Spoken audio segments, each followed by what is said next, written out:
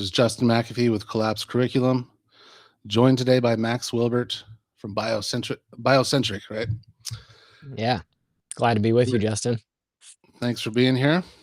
And so we're going to talk about a couple of different topics today. Obviously, the lens that we're coming through all of this.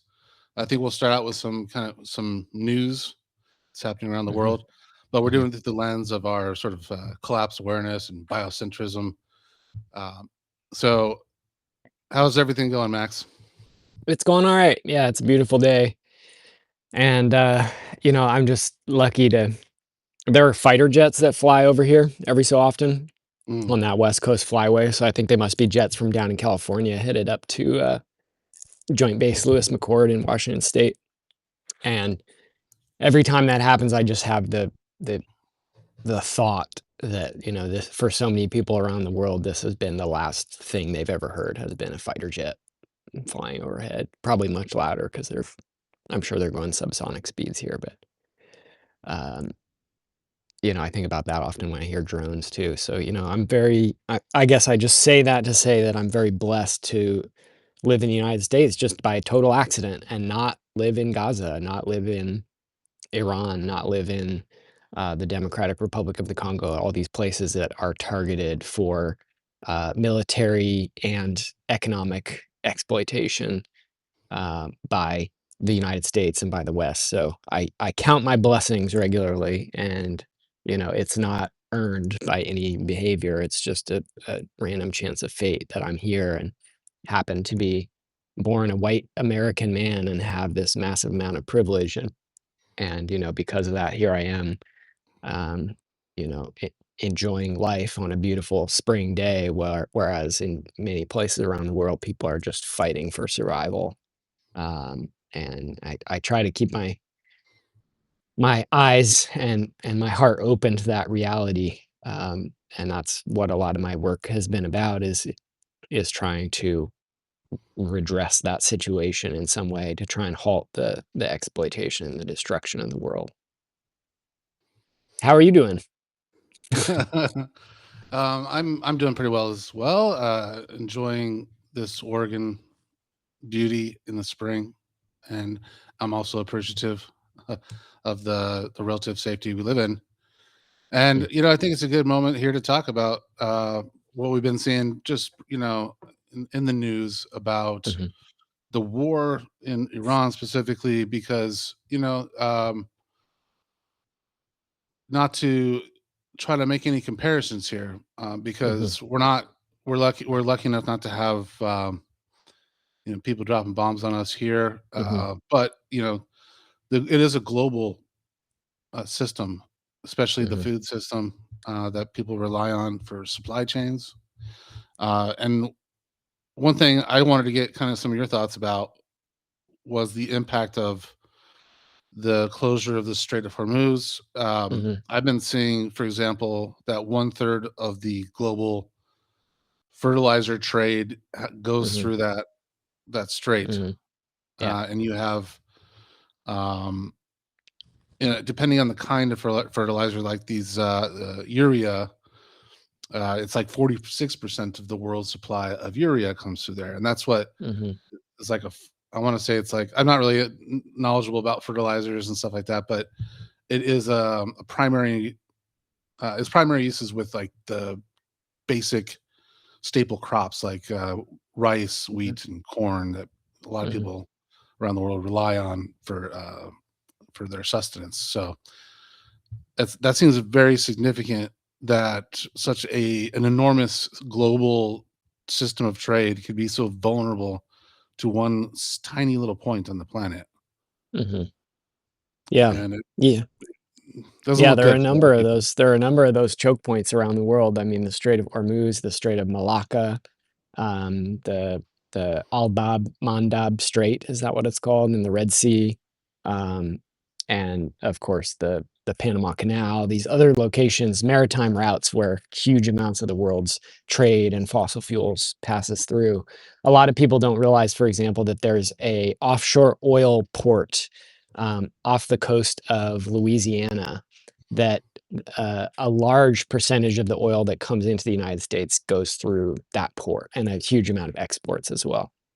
Um, and these, the I those having those small points of failure, I mean, it increases the vulnerability of the industrial economy.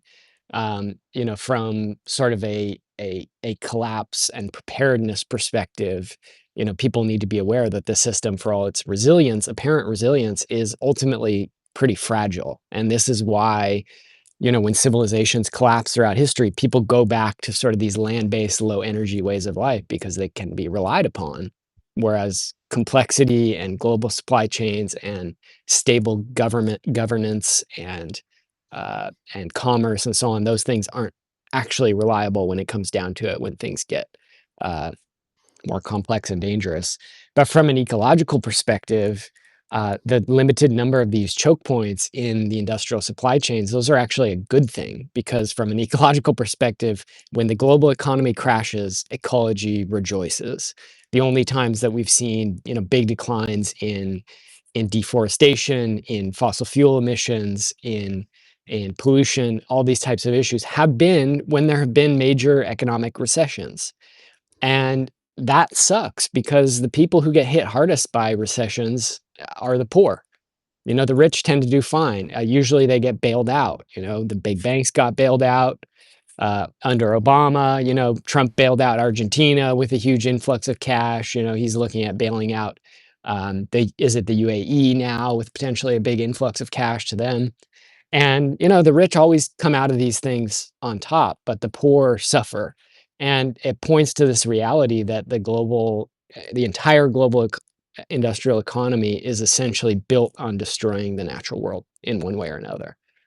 It's built on fossil fuels, on extraction from soils, from forests, from oceans. And that is that's really the primary contradiction that I think we're dealing with in the world today. It's the primary sort of point of conflict, of incompatibility between the way that we live and physical reality that we live in. And I think that that's why we're in a revolutionary state of affairs. But yeah, in terms of Hormuz, I mean, I think Bloomberg just did the calculation the other day that even if the blockade ended today, something like 1 billion barrels of oil have been prevented from being burned. Now, those could be burned in the future, but I mean, it's just like anything else. You know, if you stop somebody from robbing your house today, you could still get robbed tomorrow, but you've stopped them, right? You've stopped the immediate threat, and that's why I wrote the piece that I wrote it was, I guess, a month ago or more now, about the closure of Hormuz as climate action, unintentional climate action. Because the reality is, over the intervening 2 months, 1 billion less barrels of oil have been burned. 1 billion, which is massive. In the scale of the climate, there's a lot more still being burned. We're talking about a relatively small chunk of what has been burned in that time. But even that impact has massive ramifications throughout the global economy, which just shows how dependent we are on fossil fuels still. And it also points out how ineffective the environmental movement has been and the climate movement has been, because we've been fighting for decades. Kyoto, when was the Kyoto Protocol? 1990 or something like that? I could be wrong on the Mhm. date. Was it 95? Maybe I'm thinking of the Rio Earth Summit, 91. But the Kyoto Protocol was in the 90s, right? And emissions and the amount of fossil fuels being burned have continued to go up and up and up and up and up, setting records every year, essentially. So it's, you know, the ramifications of what's happening in the Strait of Hormuz help illustrate how ineffective the climate movement has been. And I say this uh, as a member of that movement, as somebody who wants to stop the flow of fossil fuels, the burning of fossil fuels, who recognizes the need to abandon this technology and get away from it. But we need to be honest with ourselves and reflect on what our movement has, or more pertinently, has not achieved. And we have not achieved anything close to what the Strait of Hormuz has achieved, the closure of the Strait of Hormuz. Unintentionally, again, it's not formulated as climate action in any way, Right. but the disruption is a billion barrels of oil has been prevented from being burned. You can't argue with that. It's just the reality. Um, again, these are very challenging situations because it's the poor who are hit hardest. My friends in the Philippines are talking about rationing, the rationing that's happening now, and the giant spikes in fuel prices and food prices and difficulties in basic transportation. I mean, so many people living in poverty already and on the edge. These folks are doing amazing mutual aid work down there right now to support each other and support the communities. And I helped them a bit with that when I went there, basically right as COVID broke out.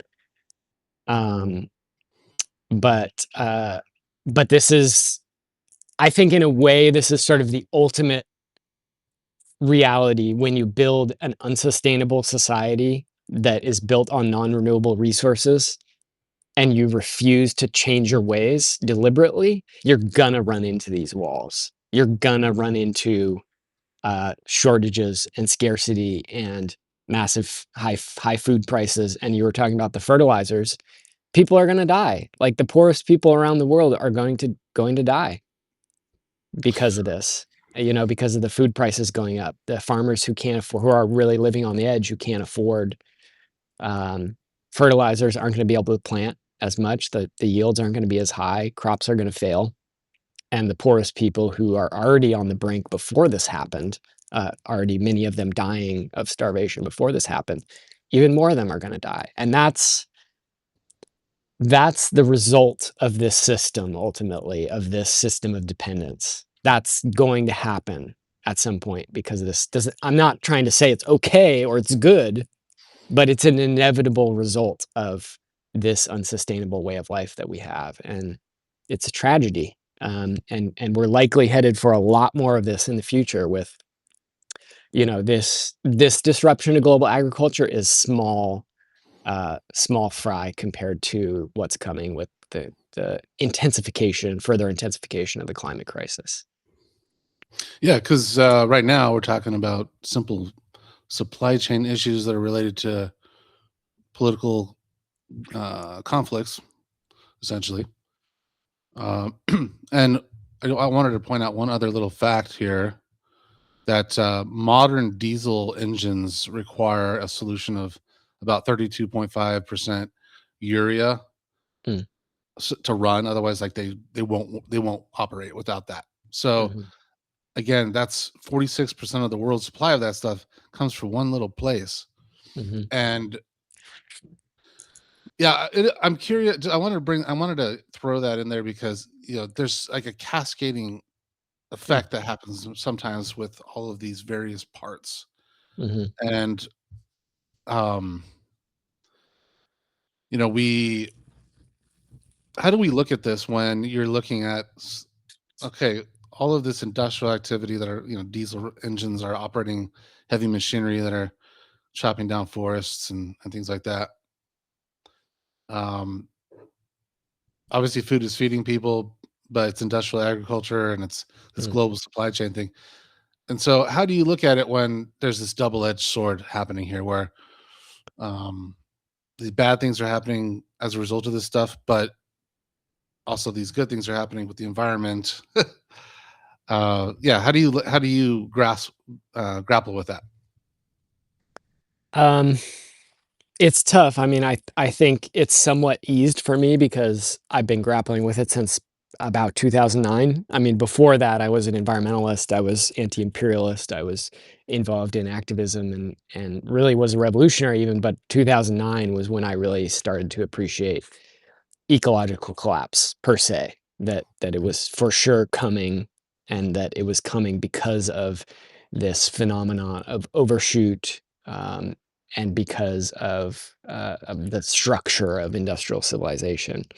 Um, and yeah, I mean, you mentioned diesel. I think diesel is one of the first places where we're seeing that hit the hardest. Diesel prices have skyrocketed far more than gas prices, and diesel is really the linchpin of the global industrial economy because all the trucks run on it, all the military vehicles run on it.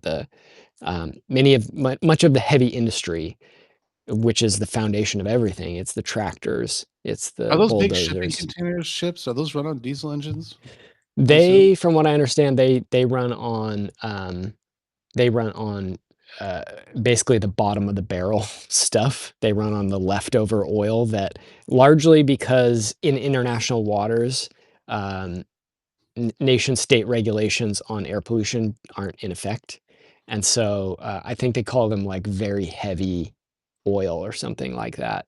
Okay. Um, I forget the name of the term. I've written about it before, but it's the bottom of the barrel stuff, incredibly high in sulfur and highly polluting, and they burn it. They have to burn like a cleaner fuel mix when they're in territorial waters of nation states, but when they're on the open ocean, they'll just burn whatever because it's cheaper, Oh, and wow. they need huge amounts. So it's not they don't burn diesel, but it's pretty nasty stuff. But yeah, Alice Friedemann has done a lot of writing about diesel specifically and its centrality to the industrial economy, and she's been saying for many years, decades, that the first place that will really start to see peak oil uh, heavily impact the industrial economy is in diesel. It won't be in consumer gasoline or in these different areas. It won't be diesel. So people should check out her work if they're interested in that. But sorry, Justin, And you you were wrote about asking some of about. okay, I was gonna say you wrote about a lot of this a little bit in Bright Green Lies, right? Yeah. I remember discussion at least about the idea that, renewable, batteries, the electric vehicles that we're driving around, are powered by batteries. But, Mhm, like, those enormous heavy machinery equipment that, mhm, excavators and mhm. all that kinda stuff, that's not running on a battery, right? Yeah, for the most part. I mean, there's a little bit of that equipment that is starting to be electrified, but from what I understand, it's in places where they can have a permanent power line run directly to the equipment. So maybe on like an overhead system of wires, they can have a somewhat mobile line. So if you just have a heavy truck that's going back and forth in a small distance, you can have it permanently plugged in essentially. And so there that is happening in a few mines and industrial facilities. But from what I understand, in terms of like mobile battery powered stuff, it's still pretty much theoretical. There've been a few sort of pilot, you know, demonstration level projects showing, a giant Caterpillar truck powered by batteries or something like that, but it's just not cost effective for these heavy industries at this time. So, and the broader point that we're making in Bright Green Lies is that ultimately it doesn't matter what powers these vehicles, whether it's batteries produced by renewable energy. If we're talking about powering heavy machinery that's mining, that's doing conducting industrial agriculture, then it's destroying the planet. So whether it's powered by renewables or not is sort of beside the point. The fundamental activity itself is destructive to the natural world. And that's why we talked about in that book. I made the analogy of what would be better for the planet, a car that gets 100 miles per gallon or 1 mile per gallon. And I make the argument that 1 mile per gallon would be far more environmentally beneficial because you just wouldn't drive it. And if your car gets 100 miles per gallon, you have an incentive to drive it all the time. It's really cheap to drive. That creates incentive for more roads, building more parking spaces, having more suburban sprawl. Um, Other people are going to want that car, so it creates more incentive for the creation of further car culture, for laws and policies to change to reflect that. It starts to change people's consciousness, their sense of what travel is and what travel looks like. I mean, this is the world that we live in today, at least in the United States. It's just dominated by cars entirely. So, basically all this happened a long time ago. It wasn't 100 miles per gallon. When the Model T came along, it was 15 or whatever, but oil was so cheap that it didn't really matter. It was the functional equivalent of the 100. And so that's when we were talking about efficiency and how efficiency is not always is often, in fact, not a positive thing environmentally. It's very counterintuitive for a lot of folks to think about, but Yeah, I've had you know, environmentalists, like, react very negatively when I've suggested this idea, mhm. like, What? How dare you? Well, You know? yeah, I understand the negative reaction because, like, if you're an environmentalist like I am, like you are, like the person who's attacking you probably is, then you want efficiency, we want efficiency so that we can reduce our consumption, right? Um, there's a moral, force that's animating that's behind the action that we're trying to take, and that doesn't reflect what's happening at a structural level, right? And what's happening at a structural level in industry, for example, is what I just talked about. I mean, Jevons paradox was originally this idea brought forward by a economist in England who was looking at the coal industry, and he was observing that as these early steam engines that were powered by coal, this is mid 1800s, early industrial revolution, as these steam engines were becoming more and more efficient, so less coal could do more work. Um, People thought that that would reduce the amount of coal consumption overall. But what he found was the opposite was the case. As the engines got more efficient, coal consumption increased dramatically because these industries could operate more effectively. Their engines were more powerful. They could pump more water. They could move more freight. And that allowed their businesses to be more profitable. They reinvested those profits in growth, and that expanded the overall size of their operations and thus of consumption. So efficiency actually resulted in the opposite of what people predicted, an increase in consumption, and that's why it's sometimes called the rebound effect, in addition to being called Jevons paradox. Um, but yeah, I mean, it's a complicated thing. You know, there's again, if you're at your house and you're, I don't know, working in your garden and you get a shovel that's more efficient that enables you to do the work faster, you're not gonna just like keep digging forever because now you're more efficient with it. But you're not a corporation, you're a gardener, right? Well, actually So think about that for a second though, because think about all the tools that we've been given in the household, to mhm, make things more efficient, like the dishwasher, mhm, um, the washer and dryer, whatever it might be, a microwave, mhm. and those things are supposed to make our lives easier, but who feels who feels less busy than people did, like, I don't know, 20, 30, 40, 50 years ago? I mean, I don't Yeah, know. I could be yeah. wrong. Yeah, yeah, yeah. No, I think you're absolutely right, and a lot of gardeners probably would just keep going. Keep expanding to a certain point. But I guess my point is just that there's limits at the individual level of what makes sense, whereas if you're Yeah. talking about, capitalism, about industry, then expansion is the whole thing. So, of course, increases in efficiency are gonna lead to more expansion than you would have if you didn't have the increase in efficiency. Yeah, But when I talk to yeah. people, you know, in the regular world, a lot of times people will tell me they think, well, if we develop cold fusion technology, which we're on the brink of, apparently. Uh, I Always, don't always believe on the that brink. really, just being Yeah, sarcastic, but yeah. people think that we might be, or that we Mm, already have invented it, and the oil industry is holding it back. But either way, let's say we're powered all on electric, on nuclear power, um, solar, wind, or we had this cold fusion technology. So energy is, especially with the fusion thing, it could almost be limitless and free, right? mm.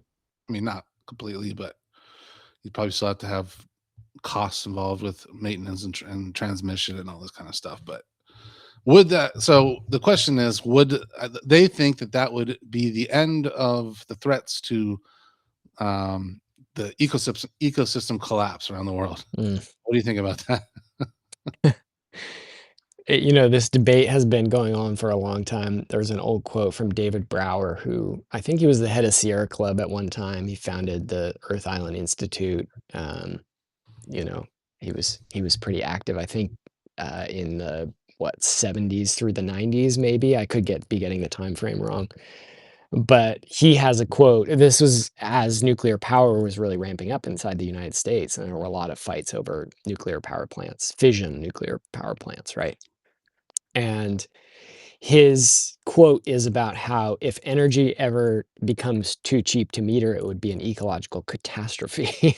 Because again, it's sort of the Jevons paradox idea. The easier it's the 1 mile per gallon versus 100 mile per gallon idea.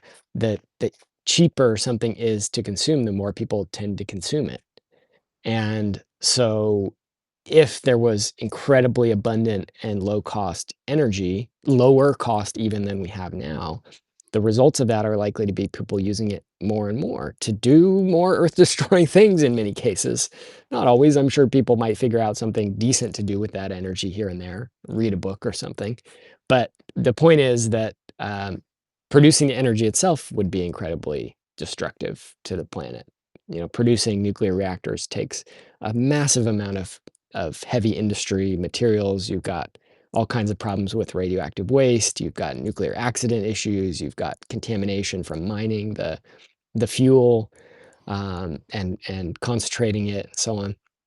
And yeah, so his point was that it would be an ecological catastrophe to have energy too cheap to meter. And I think this is absolutely true. I mean, that's why it's, you know, I have been very disappointed to see people like James Hansen, a climate scientist, become big advocates for nuclear energy from a pro-climate perspective, arguing that it's, you know, it's baseload power, it's reliable generation, unlike solar and wind, which is intermittent.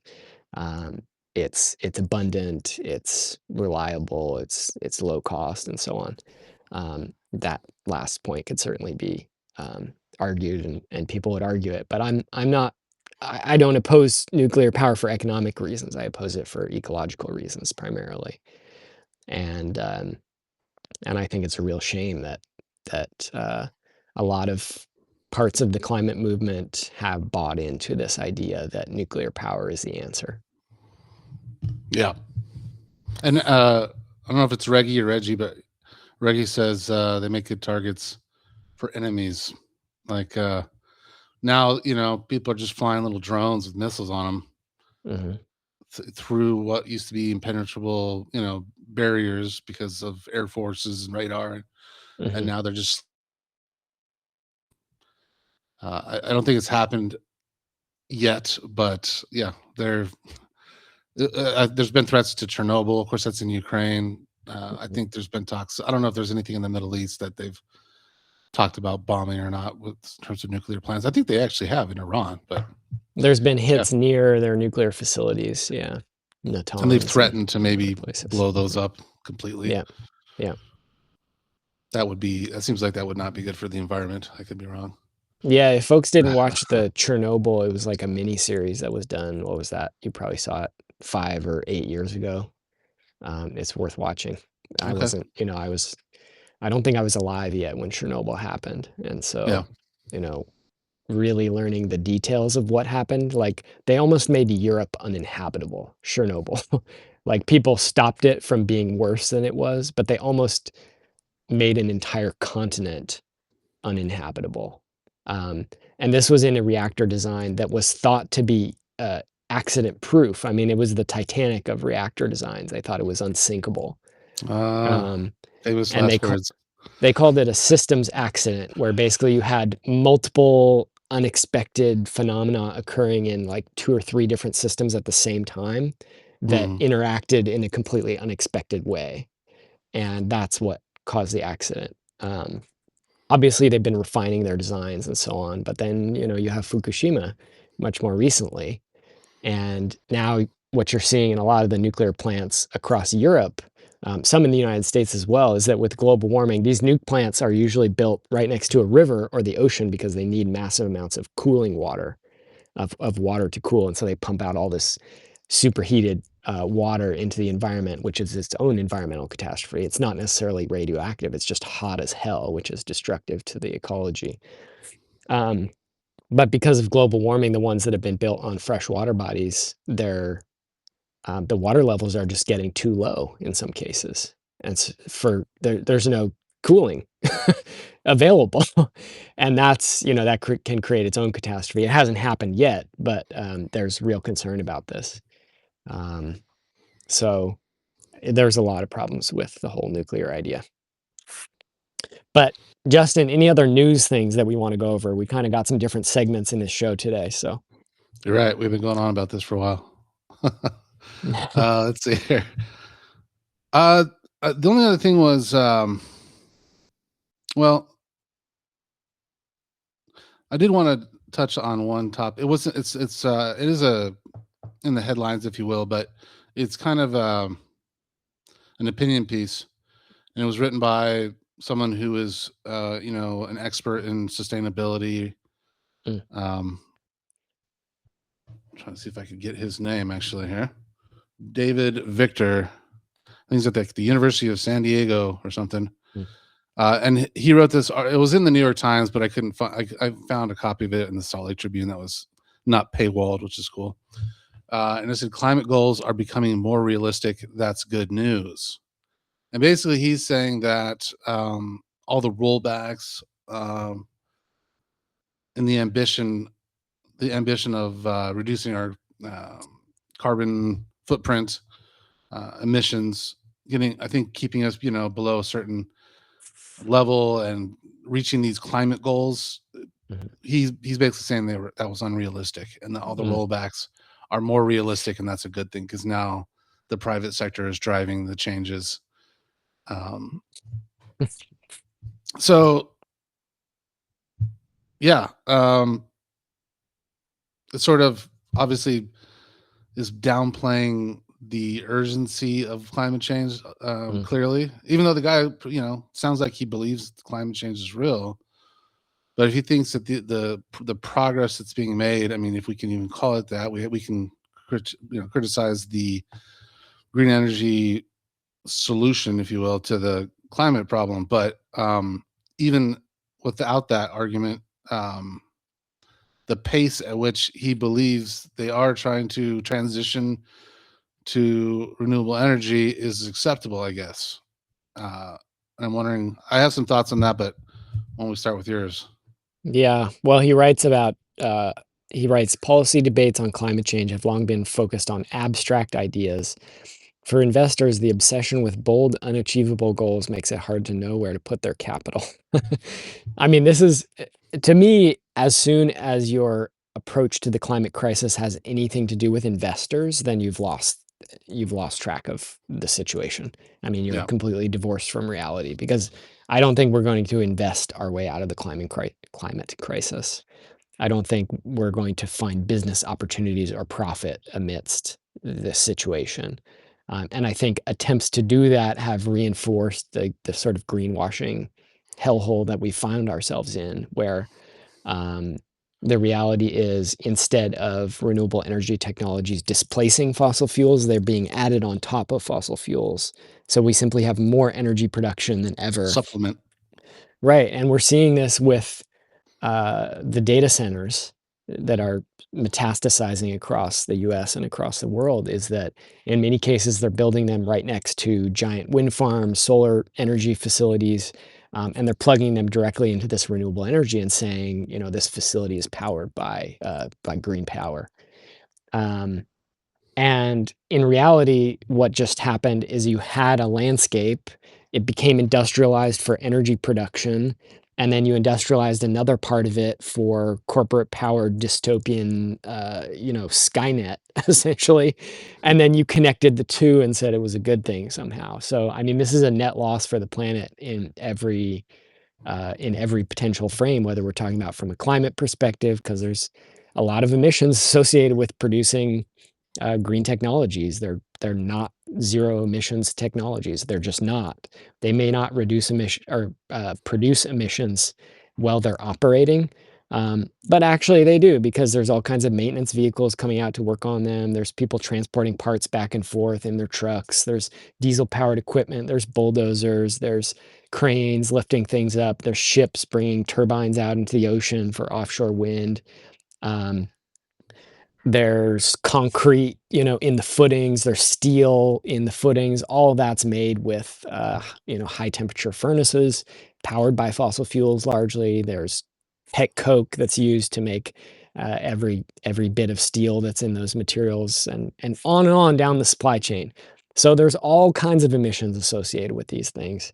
And then you've got the habitat destruction, you've got the pollution and toxic waste issues at the end of the operational durability when these products break and fall apart. Then you've got toxicity issues and garbage issues. So all kinds of ecological problems. So I mean, I really think that um, this type of op-ed is interesting because it represents this hyper mainstream pro-capitalist sort of politics agnostic, like, hey, it's okay that the Trump administration is in power, and it's okay when the Democrats are in power. It's very realist, and in that sense, we've seen a big shift from back in the day.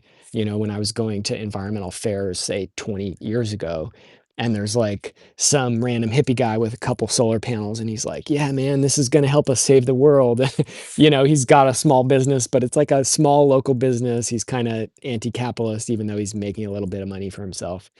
Now it's like solar, wind, electric vehicles. These are firmly ensconced in globalized capitalism, the biggest businesses on the planet, billions of dollars in profits, investors, speculators, big banks, insurance companies. It's completely intermeshed in the global financial system, and that those industries are where we tend to see these types of like politics agnostic approaches where they're like, we're going to excuse me, we're going to donate to both the Republicans and the Democrats because that way whoever gets in power will have good relationships with them, we'll have bribed them effectively. um, and that works for business, it just doesn't work for the planet or people. Very good insights. Yeah. Yeah. Um, I thought I Any would more thoughts? Yeah. I thought I would go ahead and contrast that with some of the reality, in with the climate, because you're hearing this narrative from this expert, University of San Diego, Hmm. that well, this is more realistic. Um, Hmm. what's realistic about what's happening to the Earth? Hmm. And the headline that I saw that stuck out to me this week, I think I might go ahead and share a screen of this real quick. Let's see if this works.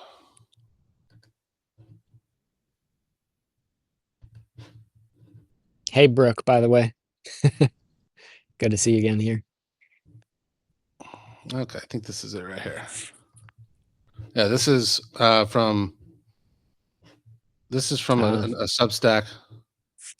Uh, that's what's his name, Climate Professor Casino. Elliot Jacobson. Yeah.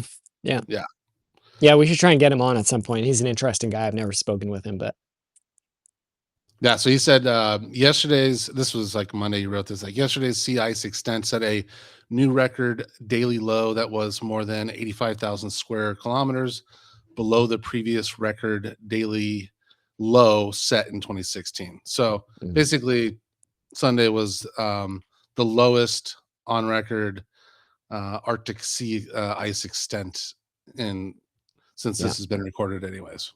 Yeah. Yeah, it's no surprise.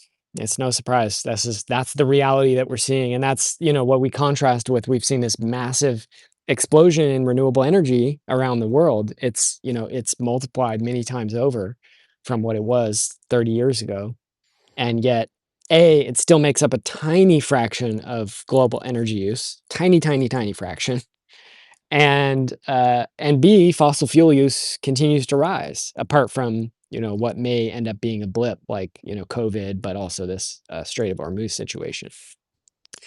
So yeah, I mean, it's rough to see this in the Arctic. I was very lucky in 2010 to be able to go to the Arctic with a group of climate scientists who were researching global warming up there. And we went up to the Arctic Ocean. We were actually staying probably, I don't know what, 20 kilometers, 30 kilometers from the mouth of the Kolyma River in northeastern Russia. And we took some boats down the river to the Arctic Ocean. and we stopped at a place called Embarchik, which is a former it was the embarkation point for all the gulags located up the Koloma River, gold mines and timber camps and coal mines and stuff like that. Pretty Wow. grim place to see, kind of the rusting ruins of the processing facilities there. But, we swam. It was August, and we swam in the Arctic Ocean in 2010. Oh wow. It's a little chilly, but honestly, it was probably warmer than the Pacific Ocean, off the coast of Washington State is, where I tend to go Wow. swim every summer with my family when we're camping out there. It was we Cool. swam in the Arctic Ocean. Um, we were walking around in tank tops. And that at the time was the hottest summer on record in the Arctic. Yeah, it was a pretty rough summer across the Arctic that year. But it was in the 90s sometimes when we were up there. Um, so it's no surprise really, to see this Arctic sea ice extent just crashing. It's melting fast, and the graph that you pulled up shows, it's just been ticking down year after year. And yeah, that's the polycrisis that we find ourselves in. That's part of it for sure. The collapse of the cryosphere. Dar Jamail wrote a fantastic book, fantastic and absolutely grim, called The End of Ice, which I highly recommend. Dar is a friend, and he's best known as a journalist who went unembedded to Iraq when the U.S. was invading in the wake of the invasion, and was reporting sort of from an anti-imperialist, anti-war perspective on the resistance, the homegrown resistance to the U.S. Imperialist aggression, and the impacts of the invasion on everyday people in Iraq. But before that, he was actually a climbing ranger at Denali National Park in Alaska. And so he, has had this intimate relationship, love affair with ice for his much of his life, where he loves the cryosphere and these cold places and glaciers, and and that book is pretty grim and stunning. I still think Dar Jamail's climate journalism is probably the best I've ever seen anyone do. I don't think anyone's equal to him since he wrote that book, and he was writing regular dispatches, I believe, for Truth Out for quite a few years there. But he had to retire. He just had too much. Got a spider coming off my hat here. He had too much PTSD from being a war correspondent, and then from covering this climate crisis in real detail. But his climate journalism is incredible. And you have the ice up there that reflects heat back into space, right? Yeah, yeah, it's called the sea ice albedo effect. I mean, any ice anywhere on the planet reflects light back into space, and that produces more localized cooling compared to something darker like a forest or a grassland or a city. Think of asphalt in the summertime. It heats up super hot, whereas you put on a white shirt and that reflects some of the heat and you feel cooler. um, Ice does the exact same thing, and it's called albedo. That's just a scientific term for reflectivity of the surface of the planet in this case. Yeah, they've been And playing with that in the desert too, because you have the heat island effect was a big thing in Las Vegas. Dark surfaces make the city yeah, hotter, so they've been experimenting with using lighter colored material. But the yeah, desert itself, I think, has this albedo effect as well, and that's yeah, why I think it's kind of underappreciated. Those large areas of white mhm, sand or yeah, soil or whatever is part of that. And of course, you can yeah. imagine what happens when you just cover all of that with black solar panels. Yeah, well, this is interesting too in reference to the op-ed that you referenced earlier, because and investment, because if we wanted to actually reduce greenhouse gas emissions, one of the sort of easy short-term things that could be done with a relatively small amount of money would be to retrofit people's homes with like insulation, and in many areas to paint people's roofs with a special white paint that's pretty affordable and just would bounce more heat off into space rather than absorbing it at the surface. And if governments actually wanted to reduce global warming, they would put some funds towards these things. There've been, small pilot programs towards this type of activity in different places, but at like national scale, what we've seen is governments pouring money into these big industrial solar, industrial wind, lithium mining, EV and battery production, and so on, because those are profitable. Just like the op-ed guy was talking about, those are the big business industries who are tied in with the lobbyists, with the bankers, who can influence these politicians and get the big money directed towards their industries. Cheap Whereas land. the Right, I mean, home retrofitting and white paint aren't gonna save us, right? But in terms of a relatively small investment from government that could make a pretty significant difference in the near term in actually reducing these issues, that's something that governments could do, but they don't because there's no profitability in this. It would just have to be a subsidy essentially for people to do this, and it would be small potatoes. So, again, this is just a very small but nonetheless illustrative example of how these situations play out, where even these kind of small side uh, solutions to help mitigate the problem in minor ways get ignored in favor of what's profitable and what sort of allows them to make a good campaign speech. Yeah, and it might be I can see some of those things being relevant to topics like if we're writing on collapse curriculum here, talking about deep adaptation and making your own living space, you know, so where you don't have to rely on energy sources as much. That's a reasonable thing to talk about. But in Mm, terms of it being it's obviously not systematic approach by any means, and yeah. it wouldn't likely be a huge solution, anyways, right? Mhm.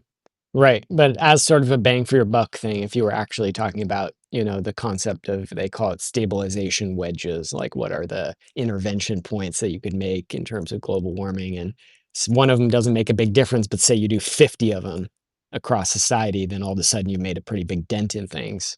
Um, changing logging practices, implementing, home retrofitting and this white paint stuff, changing fuel economy standards, changing taxation regimens to reduce fossil fuel consumption and redirect funds towards, whatever mitigations. It's like these are kind of boring policy type things. That's not the arena that I work in. But if we had a government that was actually serious about addressing the crisis, there are real things that they could be doing to make steps in the right direction. They're just not doing them because there's no political will for it. Um, Sorry, I'm getting upset because this shit drives me crazy, I think it and needs to this be. is, I think we need to say this more, because there's not enough people saying this. I'm grateful to everyone who's watching. We mhm, have an audience that I think gets it. There's people out there, but there's not enough people just saying this yeah, plain simple truth here. The yeah, government isn't trying. They're not going to save us. yeah. Yeah, well, one more news piece that I wanted to share, Justin, before we move on. I Sure. published a piece just the other day. We're both in Lane County in Western Oregon, and I just published a piece 2 days ago. It's a press release that I helped pull together through CELDIF, where I work, Community Environmental Legal Defense Fund, and it's about this local initiative that's being brought here where we live by local organizers. I'm not involved in the organizing for it, but certainly support it. It's a rights of nature initiative for the watersheds of Lane County, and it's going to be on the ballot for folks here to vote on in coming weeks. The election day is actually, I think, May 19th. Wow. Um, but Very good. it's going to be on the ballot for people to vote on. But the story is that there's all this dark money flooding into the county to oppose this this measure. Um, as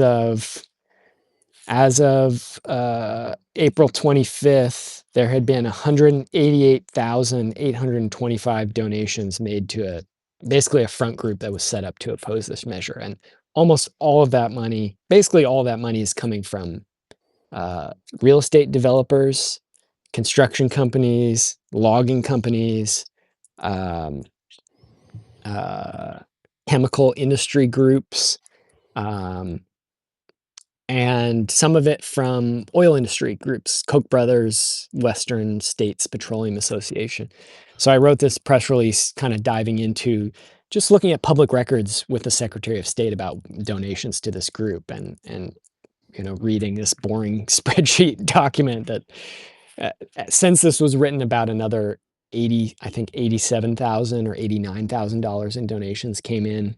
Um, and, so this is just another case. I mean, this isn't unusual. Whenever you see people having the temerity to attempt to use the democratic process to enact some form of positive change at a local or community, even state levels, you see massive money flooding in to oppose it from corporate interests, from ruling class powers, and that's what we're seeing here. The community group that's working for the Watershed Bill of Rights, I think they've maybe raised $20,000 or something from basically all small donations, just from regular people who want the water to be protected in our county because we rely on it for drinking, for everything. Um, and then you have these massive industries pouring, you know, and now more than 250,000 and probably more is coming in into opposing it. So, 12 and a half times as much funds this has been raised by uh, by the organizers. But, that's always how it will be. If you're willing to cut down the forest and destroy it and sell the lumber for profit, you're going to have money. And if you're not willing to do that, you're not going to have money. So we're always the poor ones compared to these earth destroying forces. There may be a couple, there are a couple wealthy people out there who support um, protecting the planet in one way or another. But by and large, we're always going to be operating with far less resources. And that's why, of course, they fought for Citizens United, for, PACs, political action committees, and all these different techniques to get more and more dark money into the electoral process, into any social change process. I don't really have faith in those processes, in those electoral and legislative structures as ultimate methods of change. Um, I don't condemn people who choose to work in those arenas. If we have overlapping goals, then more power to them. And I'll support, like, I'm going to vote yes on this thing. And I encourage other people to do so, to vote and vote on, like, people fought and died for the right to vote in this country. And I look at those people as like political, that's my political lineage, is the people who fought and died for basic democratic rights that we do have in this country. And I think it's important to exercise and protect those. I also think we need to recognize that the democratic process in this country is it's not just broken, it's fixed. It was set up from the very beginning to privilege the rights of the powerful, the wealthy, over everyday people. When this country was founded, I mean, women didn't have basically any rights. Indigenous people had no rights. They were referred to as the savages in the Declaration of Independence. And, George Washington was town destroyer. That's what he was nicknamed by the Haudenosaunee Confederacy. Um, and and then the planet was just property to be exploited. The land was just, there was no even thought about rights for the natural world or responsibilities to the natural world. It was just The pure trees didn't resources. have standing. Yeah. And that's basically, that's the foundation of our legal system in this country. It remains Yeah. that. There have been these small gradual extensions in a few areas of rights that we have, thankfully, to, you know, freed slaves eventually, to women eventually. Um, but when a community comes together like these folks are doing in Lane County to try and extend rights to the natural world, you'll see these corporate interests come in and just try and hammer it down. They've done it in Utah, in Florida, in Ohio, all places where they banned the rights of nature completely at the state level. Um, and they're doing it in many local communities too. It happened in the county just northwest of here on the coast, Lincoln County. They passed a local law a number of years ago banning the aerial spray of herbicides, which is very common in the logging areas Mm, around here because they'll just try and kill off. It's essentially like Agent Orange that was used in Vietnam as a defoliant and a weapon of chemical warfare. They pick up the use salmon. very similar, yeah, very similar chemicals. They spray them from helicopters to kill all the plants that they don't want, so that they can just have a plantation forest grow up. And that's incredibly toxic. So people got together, they organized, they got signatures to get on the ballot up there in Lincoln County, and then they passed. The people voted it in, this ban on aerial spray.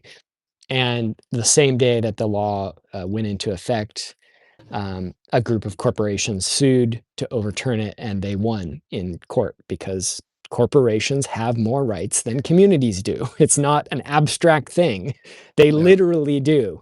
So they literally have the right to continue poisoning the water and the land, and people do not have the right under our legal system to stop it. And so, somebody and I are somebody and I were talking just before this call. She asked me, "Do we live in a democracy?" And I said, "No, we don't." And this is a very concrete example of what I mean.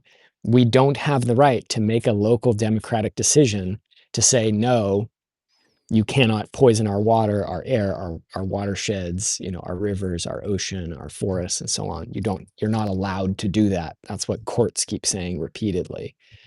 And that's not a democracy. When you have that type of situation going on, you don't live in a democracy. You live in a corporate controlled state.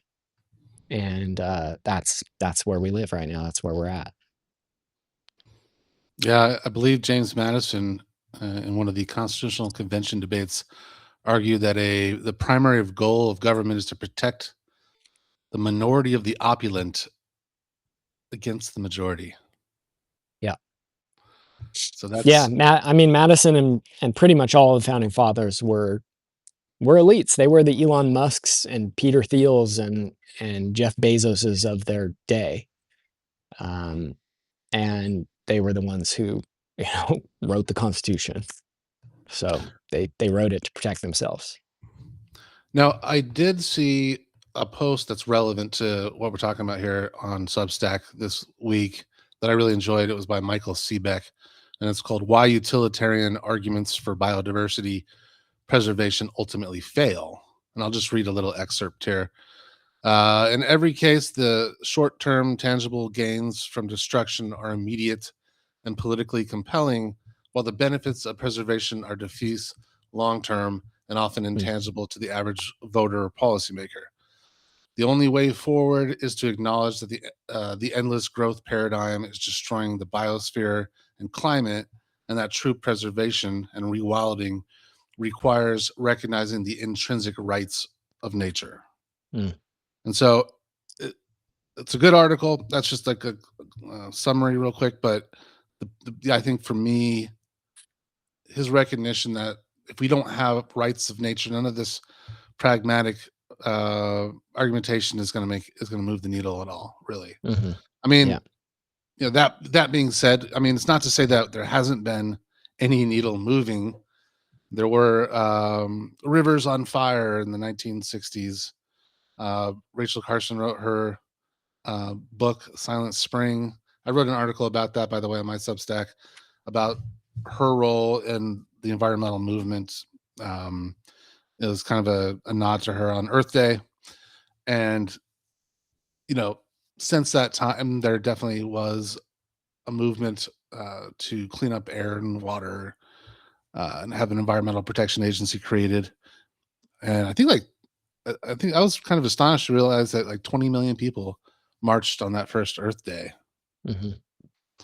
Yeah. And not to go too far off track here, but the industry, like the chemical industries went after Rachel Carson hardcore. Mhm. They called her a witch. Like, they called her a communist. Um, they called her hysterical. She's a hysterical woman, not a real scientist. Anything you can think of, they attacked her. Um, one of my favorite things to insult her is to say, She wants us to live in the Stone Age.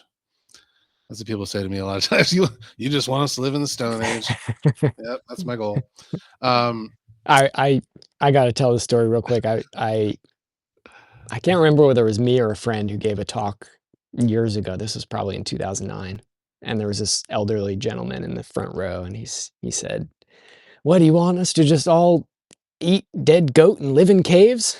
live in caves. Um, That's my favorite one. Live in my caves. first 2 thoughts were, "Have you ever eaten goat? It's pretty good." And then my second thought was, "Would you rather we eat live goats?" Anyway, I'm just being silly, but Goat go ahead. sushi. Yeah. It's probably a thing somewhere. Anyway, yeah. Uh, that I really I don't know. It's one of those things where we're talking about layers of things. We need to have that. Um, like someone in the comments say here, Reggie said that we have to revere and protect nature, and that should be our Mhm, responsibility. mhm, Um, when we're talking about laws, like recognizing the rights of nature in a legal system mhm, that is itself sort of taken by the opulent minority as it mhm. is, it makes you wonder if Yeah, that's even possible at all. yeah. Yeah, yeah, well, that's a good piece, that piece that you mentioned, from Michael Seebeck, I think you said his name was. I think I've corresponded with Michael a little bit. I think he's in Australia, if I'm not mistaken, Hmm. and is fighting against some industrial renewable energy projects down there, among other things. But I mean, he's right that if you take these utilitarian um, approaches to conservation, then you are taking a big risk. And this has been one of the longtime critiques of the whole idea of monetizing nature. You know, a lot of people have said, well, nature is an externality under capitalism. It's not its costs and benefits are not captured within the market. And so if we put a price tag on nature and we say, okay, this is the value monetarily of ecosystem services provided by a forest or a river or a watershed, and then we put a value on the pollution harm, the harm to biodiversity and so on, then this can be priced into the market, and that will allow capitalism to make more rational economic decisions about whether to cut down a forest or preserve it, for example. And the problem is, A, what if the money doesn't fall on the side of conservation? Uh, and B, the question is, how do you apply a monetary value to something that's priceless, right? If you don't have drinking water, if you don't have a livable climate, for example, if you've destroyed the climate of your planet and you're condemning billions of people to immiseration and death in the future, and millions of species to extinction, what's the value of that? How do you put a price tag on that? It's functionally impossible. Yeah, If you ask me, or I think if you asked any, serious moral philosopher to examine that question, they'd say there's no way to capture that monetarily. It just doesn't exist. And this is why, of course, even though capitalism pretends to be rational, it ultimately isn't at all. And a lot of people have said that this culture, industrial civilization, is driven in many ways by a death urge. It's driven by an urge to destroy life and ultimately to destroy itself. Um, and I think this is really true in a lot of ways. I think it's, a lot of the when we look at, again, these figures that dominate our world politically, people like Donald Trump, Peter Thiel, Elon Musk, Jeff Bezos, Bill Gates, I think there's a self-hatred, an internalized level of self-hatred that is pretty profound, that's going on in a lot of those people, that's sort of masked under these layers of sociopathology, um, that animates a lot of their action. I think they're so profoundly mentally ill that they see the destruction of life on Earth as a really sort of a rational path forward. Um, I'm not a psychologist, so I'm probably not describing things very clearly, but I think it's true. I think it's really true. It is a death cult, as Judas says in the in the chat. If folks want to drop us some comments or questions, feel free. We'll try and respond to those as well. But yeah, Justin, I read your piece about Rachel Carson at Earth Day, and it's a great piece. A lot of people don't know that she was battling cancer later in life, and really in a very difficult physical situation. And at the same time, she was going into court. She was testifying in front of Congress. She was battling these chemical companies, agribusiness companies, including many of which, like I just talked about earlier, are pouring money into opposing this watersheds initiative here in Lane County, Oregon. Um, and as she's going through this gruesome disease, she's putting her heart out there, and telling the truth, not just in a scientific way, but in a poetic way too. That's what I think was so special about Rachel Carson. If you read her work, is she wasn't just a brilliant scientist who really had incredible amounts of empirical data and expertise in the science of chemical poisons, but she was a poet as well. She was an incredibly beautiful writer, and she was in love with the natural world. And when you read her work, you can't help but feel that. I mean, just read the first 2 pages of Silent Spring, and if it doesn't make you want to cry, then then maybe you need to go see a therapist or something. um, it makes me want to tear up just thinking about it, because it's grim. And here we are. Some of the chemical poisons that Rachel Carson advocated against have been banned in places like the United States. A lot of them are still in use in different places around the world, but a DDT. lot of a lot of new poisons have been introduced that are just as toxic and carcinogenic and teratogenic, causing birth defects and otherwise harmful, and they're still in widespread use. From the neighbor next to me who sprays Roundup on his grass, and treats dandelions as if they're some sort of invading enemy force, to cities and counties that are spraying pesticides on public lands and parks and sidewalks, playgrounds all over the place, schools, to the federal government, which uses these poisonous chemicals widely on federal lands, BLM lands, Forest Service, national parks, even, and elsewhere.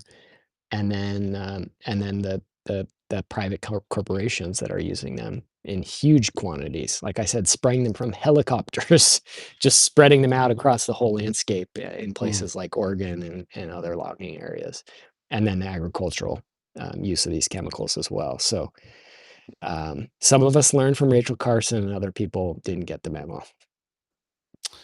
Yeah, she really did have um, a remarkable life. I know she was in the Department of Fish and Wildlife, the federal government, during like the war, and then she was like one of the Hmm. first. I think she was like the second female lead scientist that they hired at that agency, Hmm. and she had done a bunch of research while she was there and had access to like federal data and stuff like that. And that's where a Hmm. lot of her information comes from. She studied the effects of like radiation and Bikini Atoll and all these Hmm. different chemical research things that she did. And she realized that no one was going to, that everyone was too afraid of these big chemical uh, corporations like DuPont, Monsanto, and these. They were too afraid of them because look at what they did to her. I mean, Hmm. they went really far in their attacks on her. Now it wound up backfiring, which is interesting, and we can talk about that a little bit as well because it seems like the industry learned, like the PR people learned from Rachel Carson and took a different approach after all of the Earth Day stuff started, and now it's less directly coming from someone like DuPont. And now they hire people who are Hmm. surrogates and Right. things like that. But Yeah, well, in the case of this Lane County thing, let's see, there's a group called Oregonians for Food and Shelter. Sounds like a great grassroots, organization to help homeless and low income people or something like that. It's actually an industry front group that was created to fight fight against activists trying to prevent the aerial spray of pesticides dating back to the 80s. And we're talking about groups like Monsanto and Bayer and Syngenta, and the biggest chemical and agricultural interests on the planet are behind this group. So yeah, they learned a That's lesson. Don't put your name on it, come up that's with a a great good front example, group to do it for you. Yeah. and it's like um, with Rachel Carson, Monsanto, and I think you made a comment about this, that they wrote a book that was like a supposed to be satire, I guess, but it was a response to Silent Spring, and it was about this insect apocalypse where the insects take over the world, all Mhm. because Rachel Carson this was her war against the chemicals. Yeah. Ridiculous, but Mhm. you're right. They instead of doing that directly, now they become some kind of little miniature movement or something that seems popular. Mhm. They use these surrogate, and if they're going to use scientists, they're surrogate scientists as well. They're not attached to the company directly, and they just. I think a good documentary on that would be like Merchants of Doubt. Mm. I don't know I if you haven't ever seen saw it, that. but I've heard of it. Yeah, they talk about like these PR techniques that like the tobacco industry used, Mhm. and all of these chemical companies. In fact, I believe I wrote an article about this way back, but the term NIMBY Mhm. was created by like a chemical PR firm, I believe, because Yeah, you may be right. There's actually a great book called NIMBY, Not in My Backyard, written by a activist named Jane Ann Morris, because for a long time, the NIMBY terminology was not today it's used kind of as a slur, but it wasn't originally perceived that way, but I'm not sure if it's because that term came out of the movement, grassroots people's movements, and people were like, "Yeah, I don't want this in my backyard," and then it was appropriated by the industry and turned into a slur, or whether the industry created it and it was sort of reclaimed by people for a time and then, became a slur once again. I'm not sure. that is a good question. Uh, Mhm, what I had read and whatever I got this from was that they wanted to paint people who are opposed to having like chemical manufacturing plants and things like that near where they're living, is label them something NIMBY, like not in my backyard, and then mhm, make them sound selfish and like these chemical plants create jobs and helps the community, blah blah blah. So they made it into like this negative term to call people. That's a public relations firm for these industries doing that. They really definitely have learned, and of course, there's the money in politics. So since the 1970s, that's why. I mean, I always wondered like why was there 20 million people marching in 1970 or whatever for Earth Day, mhm, mhm, 1972, whatever it was. Uh, and they made all this progress, but since then it's just all been downhill. It seems. mhm. Yeah. Yeah, yeah, absolutely. Well, it's worth reading that book from Jane Ann Morris because it's actually, a handbook for how to resist and fight projects, and it's more mainstream forms of activism, but it's certainly worth learning from, basic Mm. community organizing and mobilization techniques, and if you don't have experience with that, then you should learn. You should learn. You should try and figure it out, and yeah. So anything else you wanna talk about, Justin, that you've been reading or writing about lately? There was one other article I did want to mention, if that's okay. Yeah, please. Uh, there's a Substack called Edge Notes. I don't really know who writes it, but I liked the article. I liked some of the articles on the Substack, and this one was about the energy transition. And this guy, whoever writes that, uh, they write well, and they made some really good points about the transition. Now he was probably a little bit more you know, optimistic about the end goal of renewable energy maybe than I would be, but he's also pointing out here that even if you know, um, we have an energy transition to renewable Mhm, energy, mhm, that we're still going to make crude oil and natural gas. mhm, They're still going to be extracted because fertilizer being one, plastics, mm, asphalt lubricants, pharmaceuticals, synthetic fiber, industrial chemistry, mhm. solvents, carbon black, sulfur, helium, and thousands of other compounds that exist only because of hydrocarbons, Yeah, because they're processed at an industrial scale.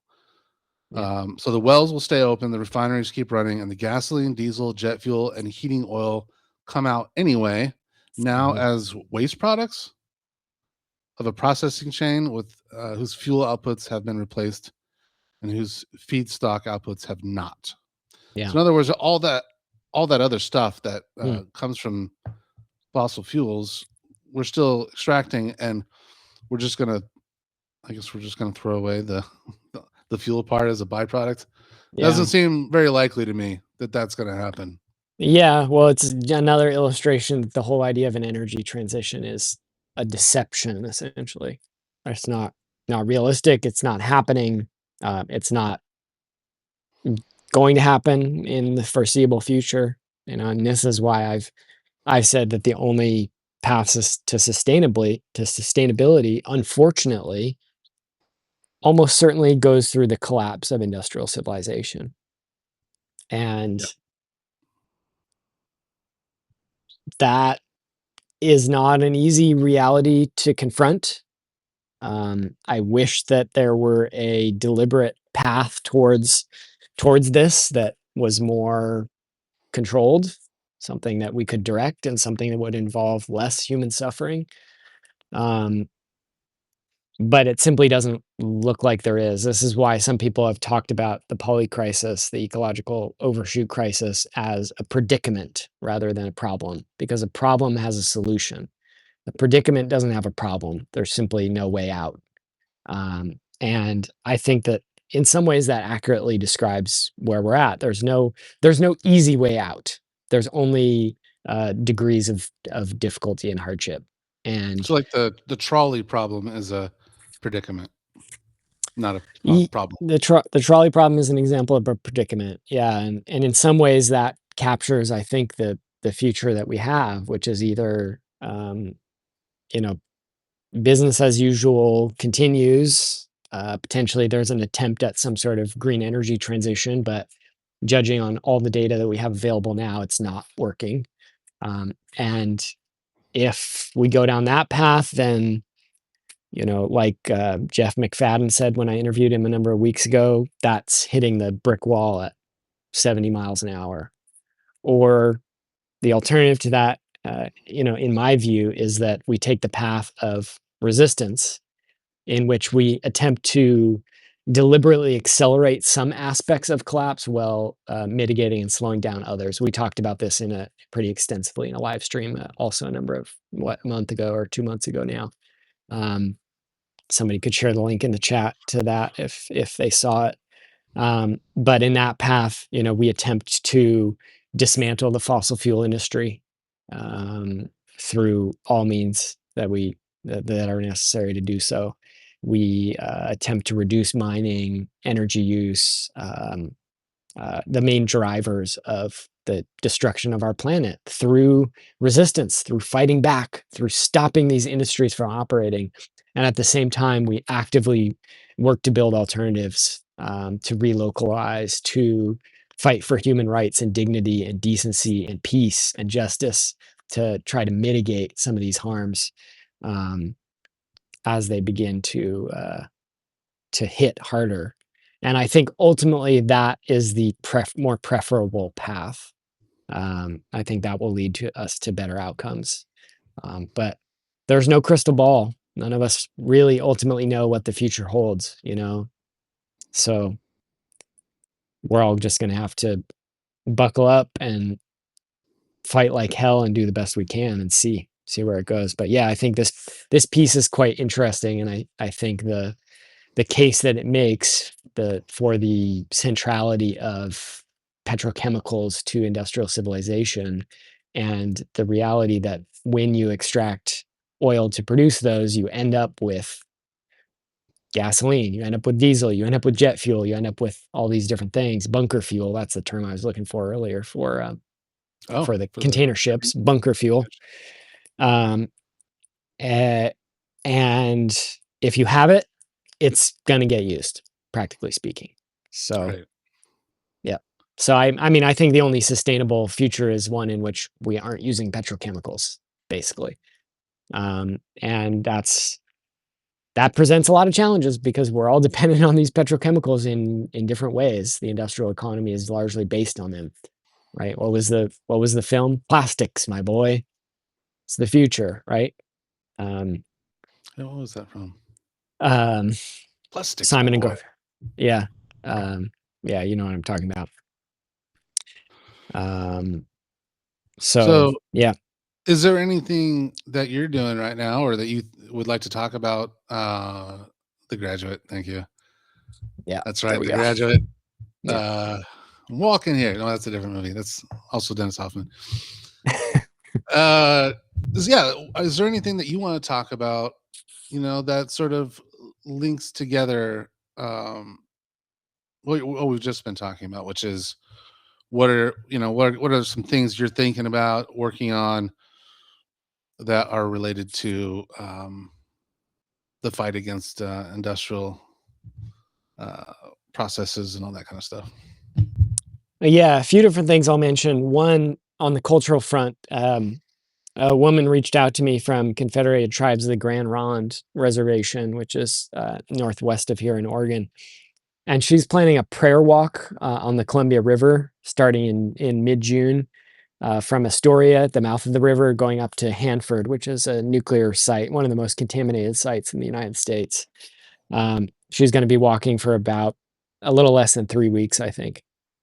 And, this is a prayer walk. It's a spiritual practice, reorientation towards the land, towards the water, the river itself. Um, and I'm going to try and join her for a little bit of it if I can. Maybe bring my family along. We'll see. But I wanted to let folks know about that. If you're in Oregon and want to get connected to that, reach out to me. Let me know. Um, sort Those of could more be. in the.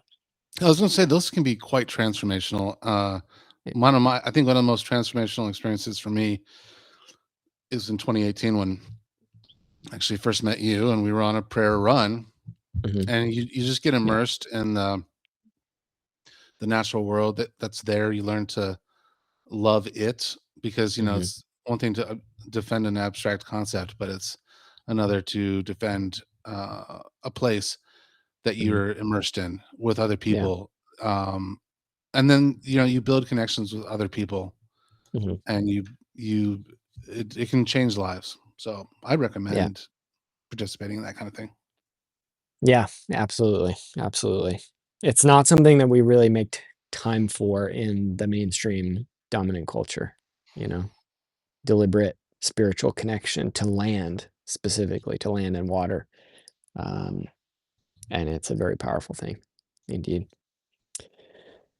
Uh, Another thing I'll mention in the policy sort of governmental front here in Oregon, I did some writing under the Biden administration about how there were plans for offshore wind energy Mm. off the coast, big time industrialization of the oceans uh, in ways that would likely be incredibly harmful to whales, to some seabirds, potentially to fish, um, and the biggest potential harm would be these turbines. They don't. Their energy comes from the wind, right? They extract energy from the wind. The energy isn't created out of nothing. It comes from the wind, and so the wind, which is faster before it reaches the turbines, hits the turbines, that energy spins it, and then the wind is slower afterwards.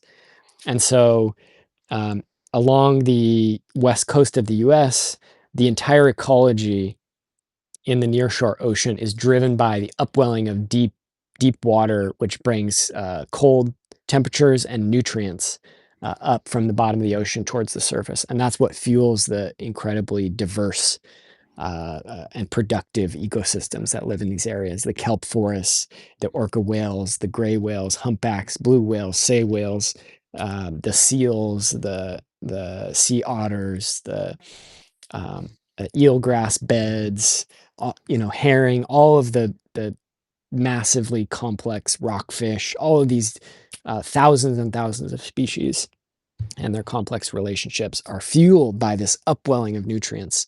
And there's a fear that these turbines, by reducing the wind speed and changing the direction of the wind and the patterns that it makes, could alter these upwelling patterns and cause sort of deep bottom up changes to the ecosystems.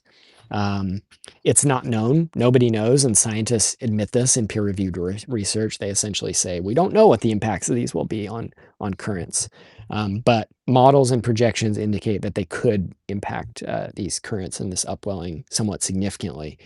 Um, but it's never been done before, and so obviously, when Trump came into power, he put some he pulled out of the offshore wind plans that the Biden administration was working on, but They're an nonetheless, eyesore, a great eyesore. Yeah. right. So when and if a Democrat comes back into power, it's likely that these offshore wind plans will come right back. The Okay. industry has been proceeding with that assumption in place. And the state of Oregon is going through a public comment period process, which just ended, I believe, on Monday, where they're trying to come up with what's our state position essentially on these projects. Are we going to support them? Are we going to subsidize them? Are we going to Mm. give out permits easily? Are we concerned about these environmental impacts and so on? So they were going through a process. I put in a pretty lengthy public comment on it, which again, I don't have much faith in these processes, but I think nonetheless they can be useful pragmatically at times. That's one of those ones where Um, you wonder what the people on the ground, like in Portland and mhm, places like or Eugene even, how they are gonna feel about being pro or anti, wind turbine. mhm. Yeah, I don't think a lot of people know about these concerns. I mean, I wrote some op-eds and got them placed in local newspapers, but not many people read the newspapers these days. And for a lot of progressive, environmentally minded people, they hear wind turbines and they think, great, this is environmentally benign, it's solving climate change, it's perfect, wonderful. Do we need They to get don't on think about, TikTok? Is that what you're saying? oh God, anything else, please. If anyone watching wants to get on TikTok and that's that's how much Yeah. I know these platforms. I can't even say the word right. And do it for Yeah. me, then and post videos and stuff. Then let me know because I don't want to, but it would be good to get stuff out there. Um, Feel free to grab some clips, put on, TikTok, y'all. yeah, yeah, hit me up and we can coordinate. Um, but uh, but I think we do need to educate people about these basic problems. But I think Yeah. we need to fight. We need to fight this. A lot of people don't know that when you're talking about offshore wind, you're potentially talking about killing endangered whales and harm to salmon populations and massive harm to these benthic ecosystems on the ocean floor in the areas where they're anchored, and endangered seabirds getting whacked out of the sky by blades. And you're talking about massive industrial products that use balsa wood, in many cases logged illegally in the Ecuadorian Amazon, leading to major deforestation. Like there are real serious concerns with the wind energy industry and offshore wind in particular in this case. Are the blades made of So balsa wood? yeah, it depends on the turbine, but often they're Mm. made of balsa wood, at least partially, with like composite layered over it. Um, just because I mean, It's light. still with all our engineering, we often have trouble outdoing evolution. And it's light, it's affordable, and and it makes for good turbine blades. So and the other thing I want to mention is I'm still working to oppose Bureau of Land Management logging throughout Western Oregon. The BLM has been directed by Trump to quadruple logging throughout the region, and they're expected to have a environmental impact statement for this completed by, I believe, November of this year. So likely planning to move into logging at the end of 2026, early 2027. And this is potentially massive old growth, 500 to 1,000-year-old trees or older in many areas, some of the most beloved recreation areas in the state. And I want to fight. A lot of us want to fight. So if you're in the area and want to get involved in that, definitely hit me up and let's get connected. Yeah, did you How ever see about you, the Justin? Did you ever see the movie, Pickaxe? The Yeah, documentary? yeah, I watched that, absolutely. about a year ago when I got here, and someone was telling me that they were in it briefly, and, Mm, it was in the '90s, and yeah, it's interesting that, you just compare that to now, it raises a lot of questions for me, but, there was a lot of people involved with that, and yeah, that was during the Clinton administration, I believe. mhm, So, it was a Democratic president, but, there were, you know, I don't know how many people, but they went up there, dozens of people, if not hundreds of people were up there, encamped, blocking the logging road, mhm, and the yeah, energy, of those folks is inspiring, and, it kinda makes me, hopefully I'm not too jaded here, but, it makes me wonder if you could if that's possible, today, or why it wouldn't be, you know what I mean? Like, things can yeah, all of a sudden spark yeah, and grow like wildfire. It just depends on the moments, really.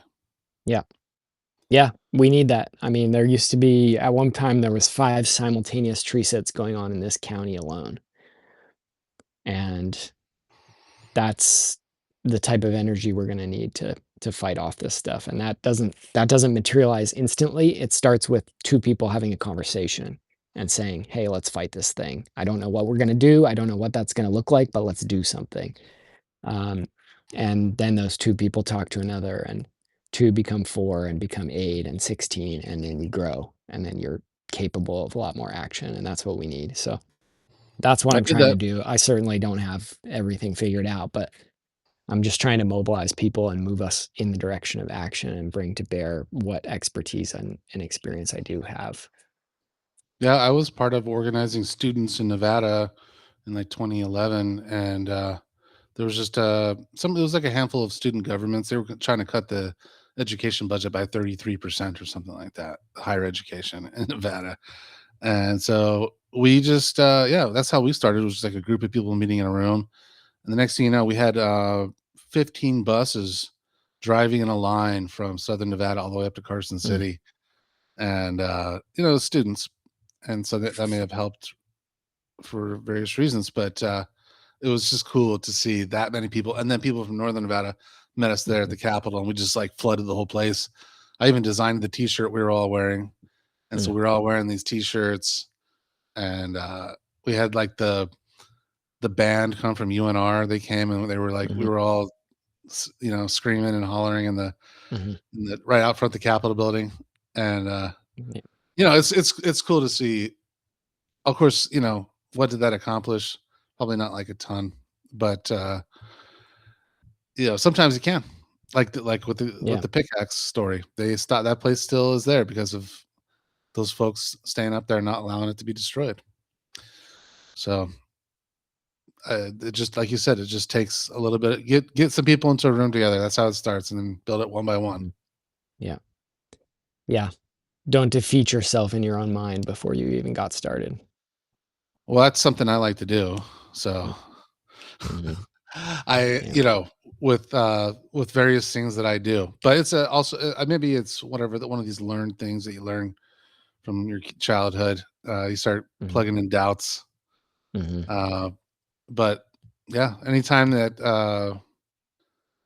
I've put that aside and just gone to work and not worried about the end results, mhm, good things have happened. I've met amazing people. I mean, that prayer run that we did in Nevada, where I first met you.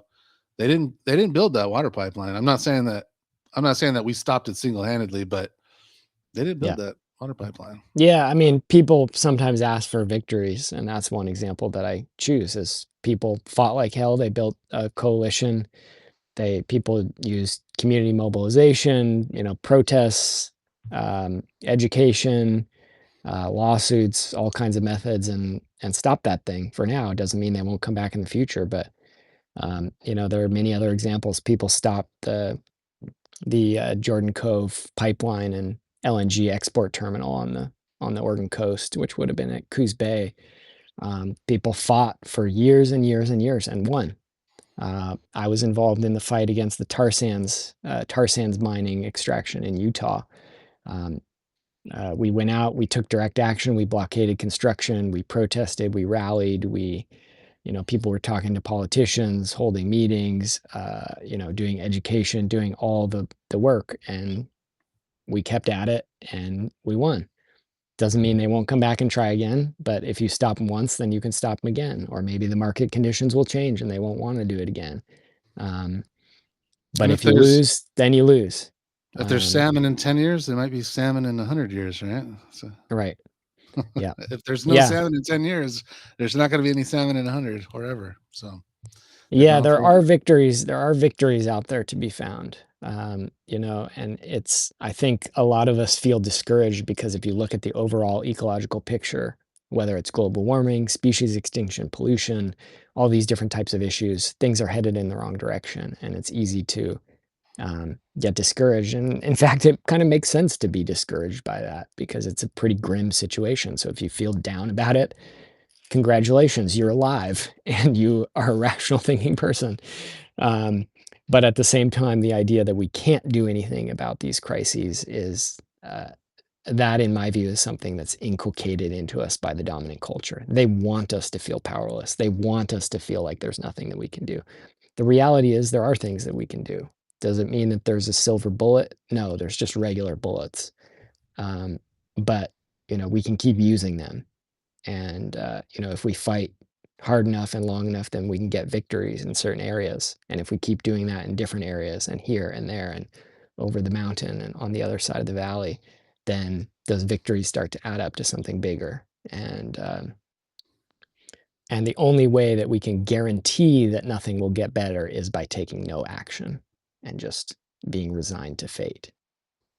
and one thing I like to think about is, we don't have a crystal ball, so I can't to definitive about the results of what's going to happen in the future. But more importantly than that, I think, is when you take action. I think I read this in several books that when people take action, like First Nations people in Canada, I've read about suicide rates being higher per Mm, person in some of those kind of communities, and but that folks who act,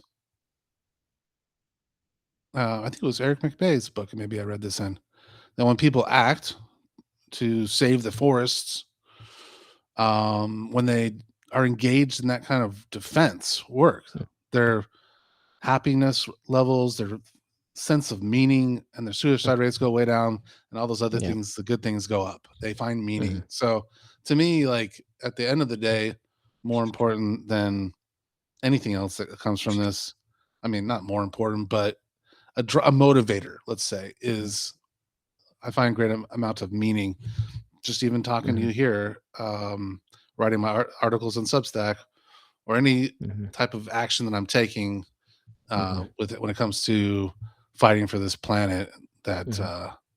deserves to be fought for. Just it gives me meaning. So I think it's worth Yeah. it on that level alone. And then let the chips fall where they may. But like you said, the only way to guarantee that nothing's going to change is to do nothing. So Mhm. Yeah, absolutely.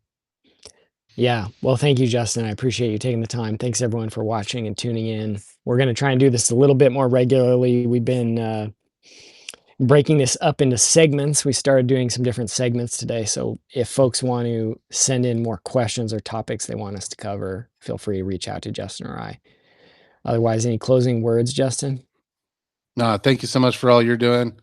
Enjoy all of your work. It's been always educational and inspiring, and I'm glad to be here with you doing this. Look forward to the next one for sure. All right. Thanks, everyone. Thanks.